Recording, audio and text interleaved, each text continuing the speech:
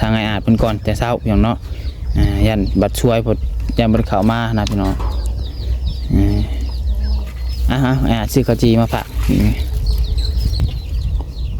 ว่านนี่ฮะทีแรกน้องปลาไส้ก็ว่าสิเข้ามาถ่าเข้ามาพ่อไม้เตียงว่ะว่าสิเข้ามาตอนเที่ยงหั่นแหละบริถ่าอ้ายเพิ่นจนบ่าย2บ่าย3นี่แหละอ้ายเพิ่นแชทมาบอกว่าอ้ายบ่ได้เข้าไปเด้อว่าน้องฝากบอกทางไอ้อาจเพิ่นแน่เพิ่นว่าน้องปลาไส้ก็เลยบ่ได้เข้ามาเลยบ้านนี้กันทางแม่ป้าเพิ่นก่อนบ้านนี้ก็บ่ได้ถ่ายคลิปลาวเลยพี่น้องว่านี่เนาะสิบางคนก็ว่าถือบ่ถ่ายทางแม่บ่ค้ำเพิ่นแน่ว่าเนาะเอาบ่ใส่แล้ว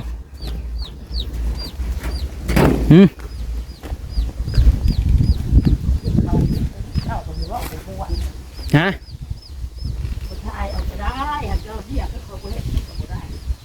บ่อยากเข้าคลิปเลยเนาะ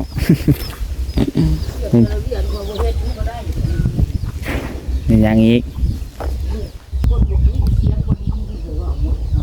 เพิ่นไผว่ายังใส่อีกล่ะฮะ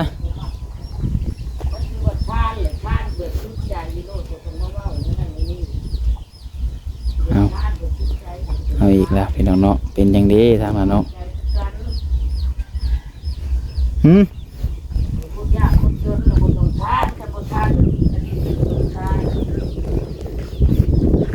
บ่ให้ถ่ายแล้วบ่บัดนี้บ่ให้ถ่ายคลิปแต่บ่แม่นความ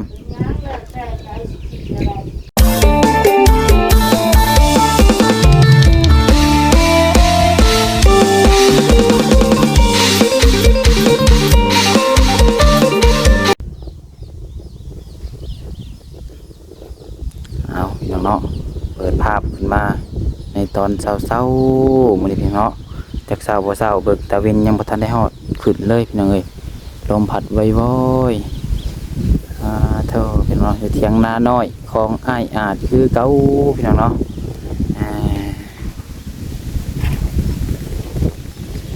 วันนี้เบิดกับทักทายสบายดีสวัสดีพ่อแม่พี่น้องสบายดีป้าลุงแล้วก็ FC กันเบิดสุขสุคนสุหม่องสุบอนว่าอยู่ฝั่งลาวฝั่งไทยและอยู่ทางต่างประเทศเด้อพี่น้องเด้อเนาะสบายดีพ่อแม่ FC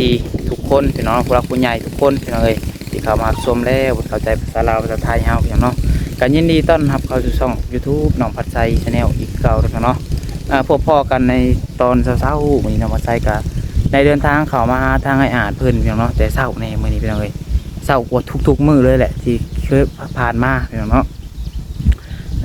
น้องแต่ละมื้อมาก็8:00 นปลาย9:00 นมื้อนี้มาแต่7:00 นพี่น้องเนาะ6:00 นยัง7:00 นยังพี่น้องเนาะ7:00 นปลายนี่แหละพอดีว่าเมื่อวานนี้ก็บ่ได้มามืดมาแต่ตอนเช้ามามืดอย่างเนาะมาแต่ตอนเช้าเมื่อวานนี้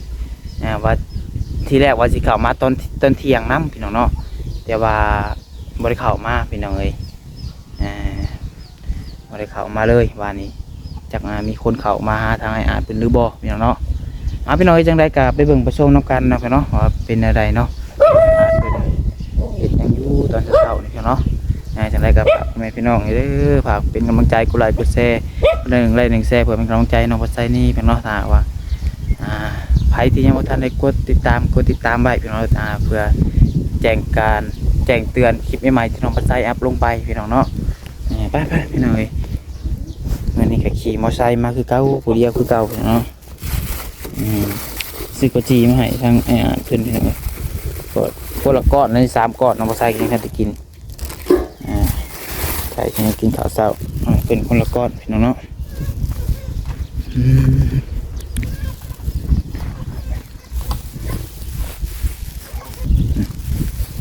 เธอบรรยากาศดีตอนเช้าๆนี่พี่น้องเนาะ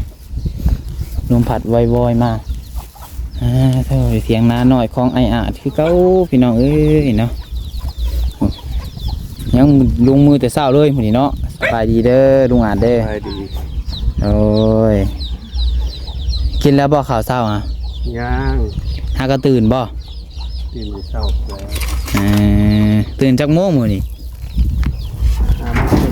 เอา5:30 หากามนำสวยหนาแล้วติ พี่น้องปัดไซมาเลยบ่ มาที่เศร้าส่วน มาแต่เช้ามื้อนี้พอดีว่ามีเวียกพี่น้องเนาะมีเวียกสิไปทางอื่นแน่มื้อนี้เนาะมีเวียกก็เลยว่าเข้ามาทางอ้ายเพิ่นทางอ้ายอาจเพิ่นก่อนแต่เช้าพี่น้องเนาะยันบัดช่วยเพิ่นยันบ่ได้เข้ามานะพี่น้องซื้อข้าวจีมาฝากนี่ เข้าใจเลย คนละก้อนเอาก็ก้อนนึงเขาก็ยังบ่ได้กินไปกับตาโลด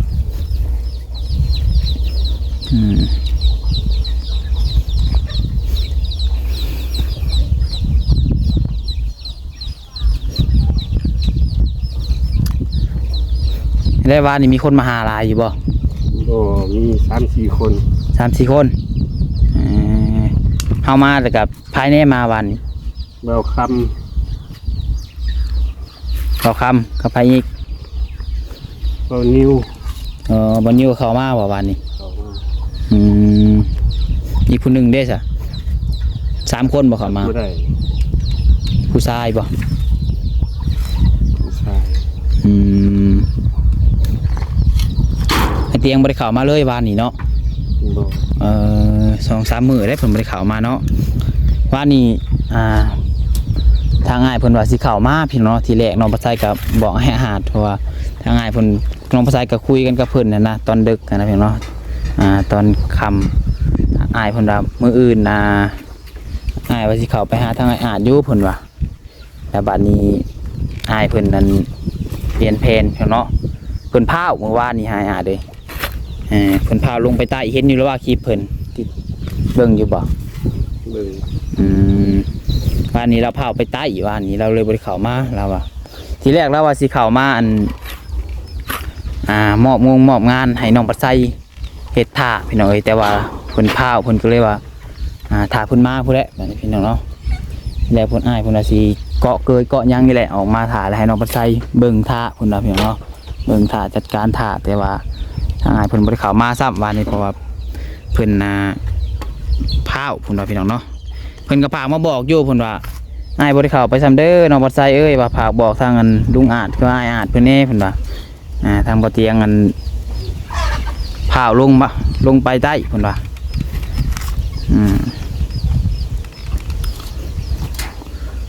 เบิ่งพี่น้องเนาะก็เกยนี่ก็เพิ่นสิเกาะเกยบ่คือว่าเสร็จหยังก่อนพี่น้องเนาะตาก็เบิ่งไปนำกันเกาะเกยก็เห็นห้องน้ำก่อนพี่น้องเนาะถ้าเบิ่งถ้าซูมไปนำกันพี่น้องเอ้ยถ้าทางอ้ายเพิ่นมาผู้แหละพี่น้องเนาะ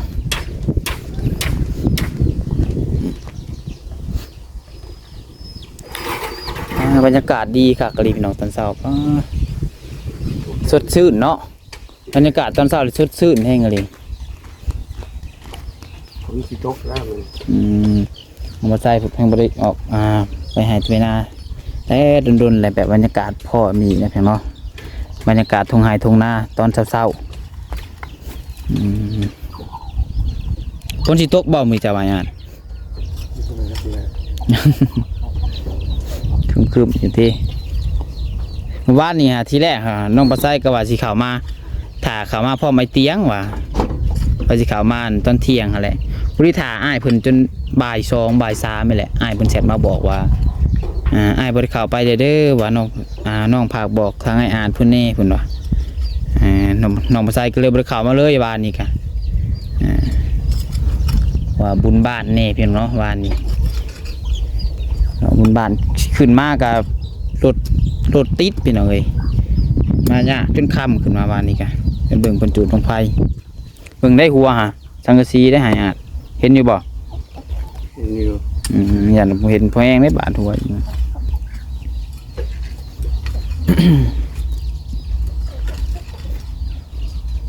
นี่ลอยเต็มเลยเนาะยังแถวนั้นเขาบ่แถวนักงานเขาไปเรื่องพี่น้องเนาะเรื่องปากเรื่องเคยแล้วเอิ้นอ้าย บางคำก็เอิ้นลุงบางคำก็เอิ้นอ้ายพี่น้องเลยมันเคยปากนะต้องขอโทษขออภัยนำ14เอาข่าวเบิร์ตตี้ขอไก่บ่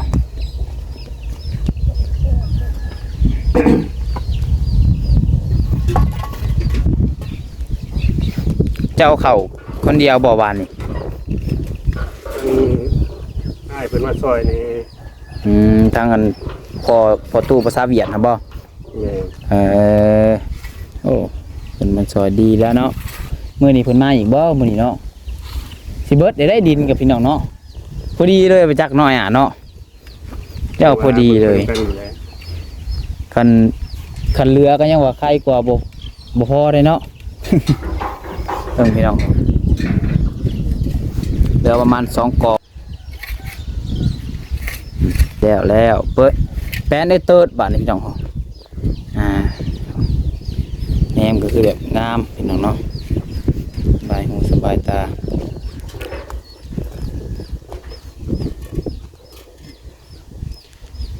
บรรยากาศดี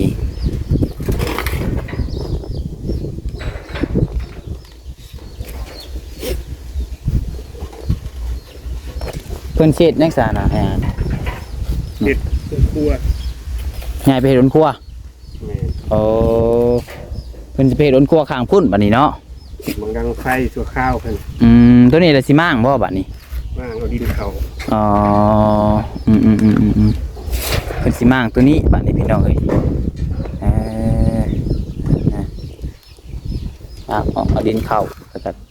ไปเฮ็ดห้องครัวข้างพี่บัดนี้เนาะเฮ็ดห้องครัวสัวข้าวบ่ดังพื้นดังไฟพอฝนตกมาก็อันดังได้เนาะซะแล้วดังฟืนดังไฟบ่ได้เด้พี่น้องเอ้ย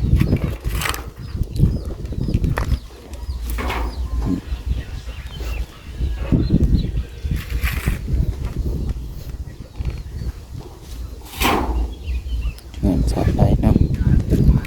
สูงอยู่ได้กว่านี้พี่น้องเนาะสูงยังเบิ่งทางหาทางแม่ป่าเบิ่งก่อนว่านี่ก็บ่ได้ถ่ายคลิปลาวเลยพี่น้องว่านี่เนาะFC บางคนก็ว่าถือบ่ถ่ายทางแม่บ่ค้ำคือแน่ว่าเนาะเอ้าบ่ใส่แล้ว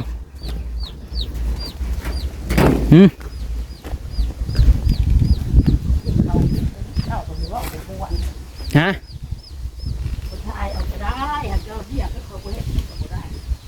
บ่อยากเข้าคลิปเลยอ้าวเนาะ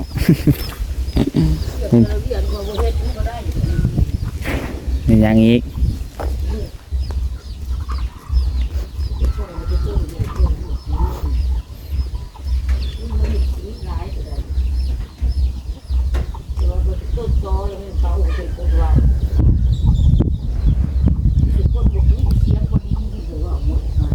เพิ่นไผว่าหยังใส่อีกล่ะ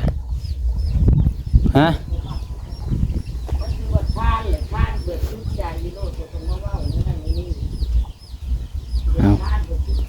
เอาอีกแล้วพี่น้องเนาะเป็นอย่างดีทางนั้นเนาะ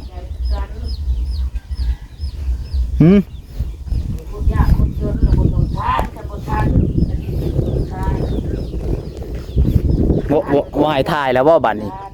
บ่ให้ถ่ายคลิปแล้วบ่แม่นความเอา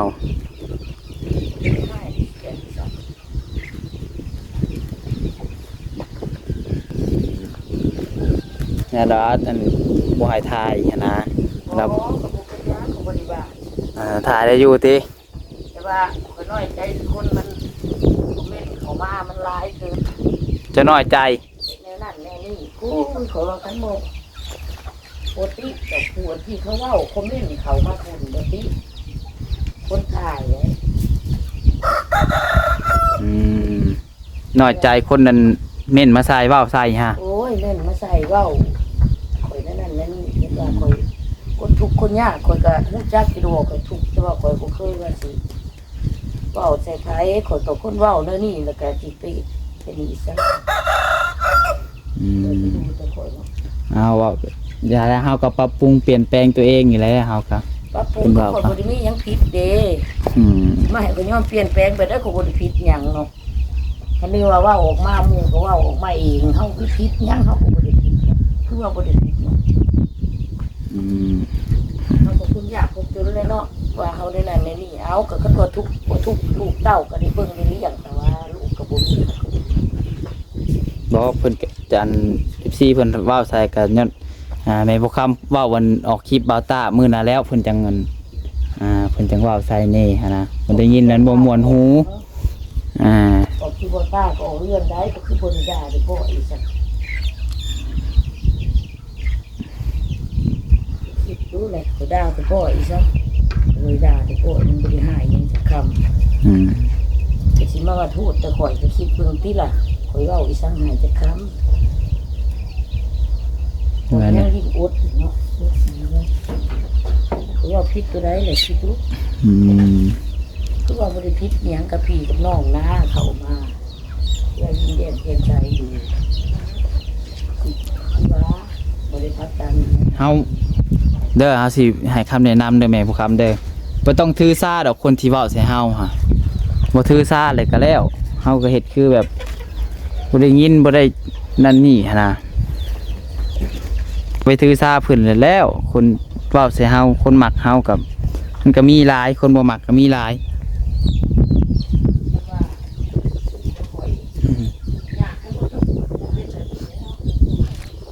แอนโยถูกยากกับเพิ่น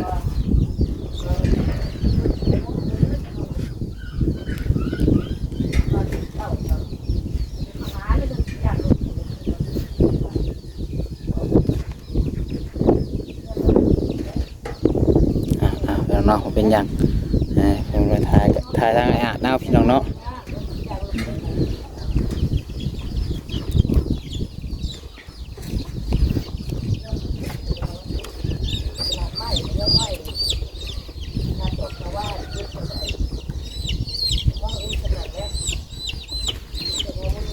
ไก่ทางไก่เป็นแบบอย่างหยาบเลย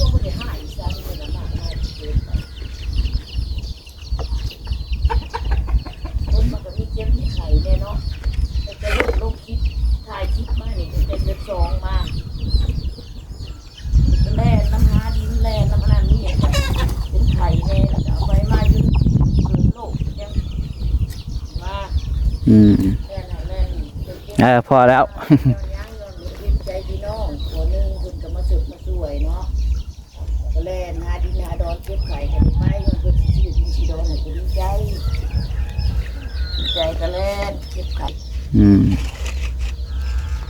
สุดช่วยในกำลังใจที่ฟังมันจะทุกประเด็นประมาณได้ยังเพื่อนดียังเพื่อนแล่นแต่คนที่ว่าออกมากก็จะว่าร้ายก็มันบ่ทุกข์มันก็ชีวิตมากเป็นแบบนี้นะก็น้อยใจแม่และคนเฮาเนาะลูกเต้าจนว่าโอกาสมาหากันทั้งอายเลยแม่เอ้ยลูกเต้าเอ็นเจ็บเอ็นโตหน้าที่แสงไล่ใจมือก็คิดอย่างบ่จะเอามาว่า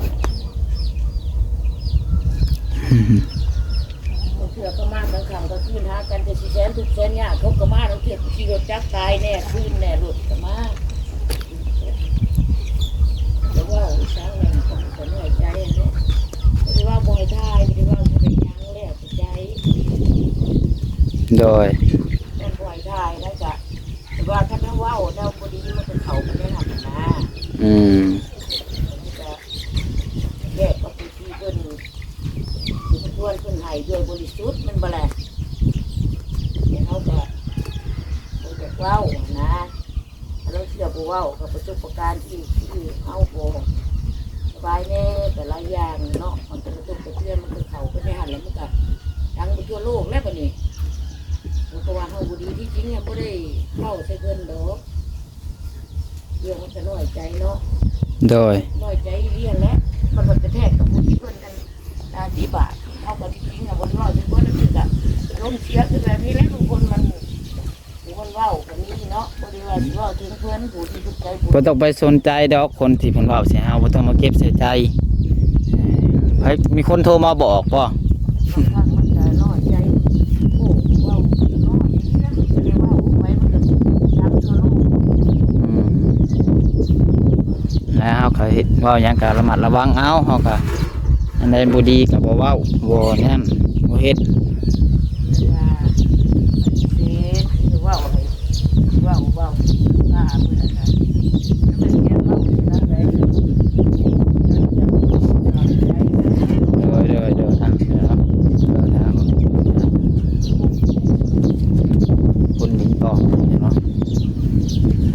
คนดินต่อบ่เนี่ย แม่น ระวังได้หัวตำอีกนะฮะ คนไปเรื่อยๆแล้วก็ไทย หึ คนไปเรื่อย เออ ๆตามกำลัง คอยเฮ็ดไปเนาะ อยากคนบอกคนแต่ละมื้อก็คอยอยู่บ่ลงเฮ็ดอยากเป็นต้นเหตุโอ้ย พอแล้วแม่ความเลยพอแล้ว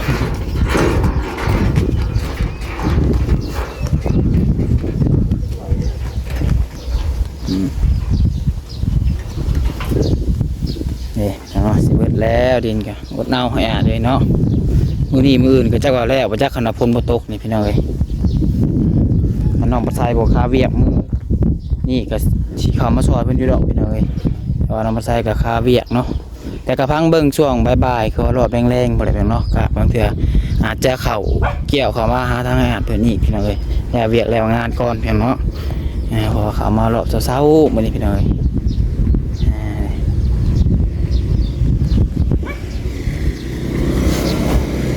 คอยส่วนไปทะน้อยเนาะคอยเห็ดไป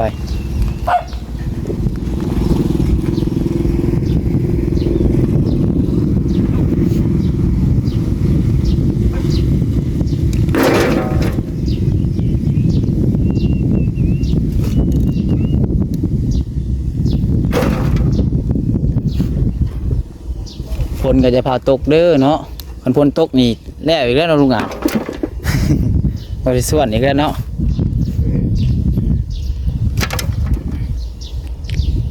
กะว่าอีกประมาณมื้อนี้มื้ออื่นมื้อฮื้อนี่กะว่าจากแล้วนะใส่ไปเนาะเกือบแล้วผู้ใดพี่น้องเอ้ยยังเหลือ2กองไปเอาไรก่อนมันเด้สิเบิดเด้พี่น้องเนาะก็เฮ็ดไปห้องของห้องครัวเพิ่นห้องไผเพิ่นกัน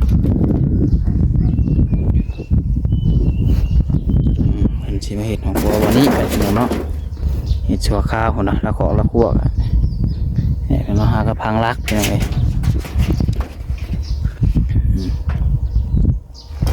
ทางนั้นมีกระสวนดินอยู่พี่น้องเอาซะพี่น้องเลยเนาะก็สำหรับคลิปนี้ก็คือสิประมาณนี้ก่อนเด้อพี่น้องเนาะน้องบัดไซกับเพราะว่าพาวเนี่ยพี่น้องเลยสิออกเมื่อเวียก่อนพี่น้องยันประทานเพิ่นเนาะเป็นถ่ายอยู่พี่น้องเลยเอามาเมื่อนี้ก็บ่อยากสิวาดได้พี่น้องให้ FC พิจารณาเอาน้ำกันพี่น้องใส่กระเป๋าบอกพี่น้องเนาะก็ว่าสิมาถ่ายอัปเดตเพิ่นนี่แหละพี่น้องไปชีวิตเป็นจังไดแต่ว่าทางแม่บ่คำเพิ่นก็มีเรื่องบ่สบายใจแน่เพิ่นเนาะเห็นคอมเมนต์ FC ว่าเอาใส่แคนซี่อะไรพี่น้องเนาะสงสัยมีคนโทรมาบอกเพิ่นบ่ก็เพิ่นอ่านเองนั่นแหละพี่น้องเอ้ยนั่นแหละเอามาใส่กับบ่ฮู้นะสิว่าพี่น้องเนาะเห็นได้ซะ